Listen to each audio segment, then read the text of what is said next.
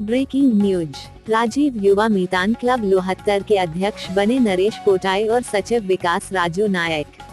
विकास खंड दुर्गुकोंदर के ग्राम पंचायत लोहत्तर में राजीव युवा मीतान क्लब का चुनाव दिनांक 26 अप्रैल 2022 दिन बुधवार को 32 सदस्यों द्वारा सर्वसम्मति से पदाधिकारियों का चुनाव किया गया, जिसमें अध्यक्ष नरेश पोटाई, उपाध्यक्ष सोमलाल पुरामे, उपाध्यक्ष नूतन दीवान, सचिव विकास राजू नायक, कोषाध्यक्ष नरेश दीवान, संयुक्त सचिव अक्षय नुरुटी, संयुक्त सचिव शैलेंद्री तोप्पा, मीडिया प्रभारी सोनेश्वर गड़िया, मीडिया प्रभारी गेदूराम को बनाया गया। साथ ही सभी पदाधिकारियों को पदभार ग्रहण करने व सुचारू रूप से समिति संचालन करने हार्दिक शुभकामनाएं दी गई।